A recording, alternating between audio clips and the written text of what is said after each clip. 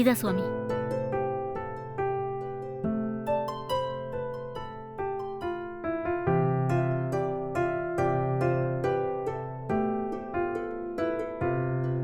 പുറത്ത് വെയിലിൽ വാടിപ്പോയ ശരീരത്തിന് നീ നൽകിയ തണുത്ത വെള്ളം കുളിരേകുന്നു മകളെ.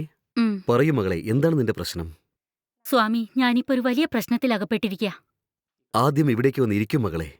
സാരമില്ല സ്വാമി, ഞാൻ നിന്നോളാം. അത് സാരമില്ല മകളെ, എന്താണെങ്കിലും ഇരുന്നുകൊണ്ട് പറഞ്ഞോളൂ. ശരി സ്വാമി.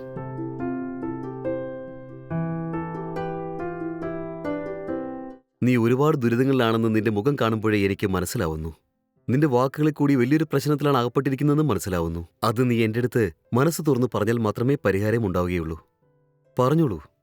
സ്വാമി, ഈ വീട് ഞങ്ങള് അറിയാവുന്ന പലരുടെ അടുത്തുനിന്നും കടം വാങ്ങിയിട്ടാ കെട്ടിയത്. കുറച്ചാൾക്കാർക്ക് തിരിച്ചു കൊടുത്തു. ഇനി ഒരാൾക്ക് മാത്രം ഞങ്ങള് തിരിച്ചു കൊടുക്കാനുണ്ട്. അദ്ദേഹം ഇപ്പൊ ഞങ്ങളെ ഭീഷണിപ്പെടുത്തുവാണ്. കടം തന്നാള് ചോദിക്കാത്ത രീതിയിൽ ചെയ്യട്ടെ, അല്ലെങ്കിൽ അത് ചോദിക്കാൻ ആളില്ലാത്ത രീതിയിൽ ചെയ്യട്ടെ, അല്ലെങ്കിൽ നിനക്ക് നിധി കിട്ടുന്ന രീതിയിൽ ചെയ്തു തരട്ടെ. അങ്ങനെയൊന്നും അവരെ ചെയ്യണ്ട സ്വാമി. അല്ല, ഇപ്പൊ എന്തോ പറഞ്ഞില്ലേ? ആ, നിധിന്ന് എന്തോ പറഞ്ഞില്ലേ? അതെന്താ സ്വാമി? ഓരോരുത്തർക്കും ഒരു നിധി എഴുതി വെച്ചിട്ടുണ്ട് മകളെ. പക്ഷെ ആരും തന്നെ ആ നിധിയും തേടി പോകുന്നില്ല. ഇപ്പോൾ നിനക്കുള്ള ആ നിധി ലഭിക്കേണ്ട സമയമായിരിക്കുന്നു.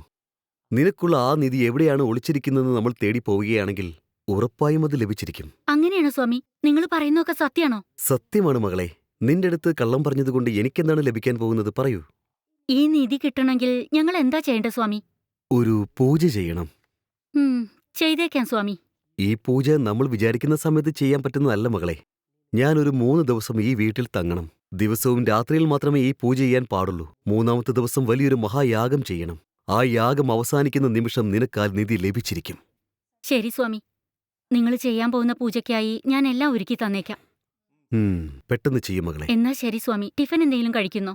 എന്താണ് ഉണ്ടാക്കിയിരിക്കുന്നത്? ഇഡ്ഡലി ഉണ്ടാക്കിയിട്ടുണ്ട് സ്വാമി. ശരി, എനിക്ക് 2 ഇഡ്ഡലി മതി മകളെ. ശരി സ്വാമി, ഇപ്പൊ കൊണ്ടുവരാം. പെട്ടെന്ന് എടുത്തോണ്ട് വാ, എനിക്കാകെ വിശന്നിട്ട് പ്രാന്ത് പിടിക്കുന്നു. ഇതാ കഴിച്ചോളൂ സ്വാമി.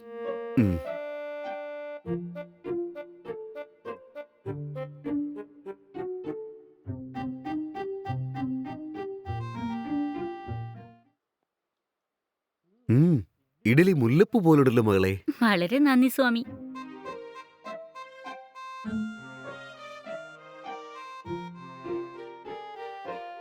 എന്നാ ഞാൻ ഒരെണ്ണം കൂടി വിളമ്പട്ടെ?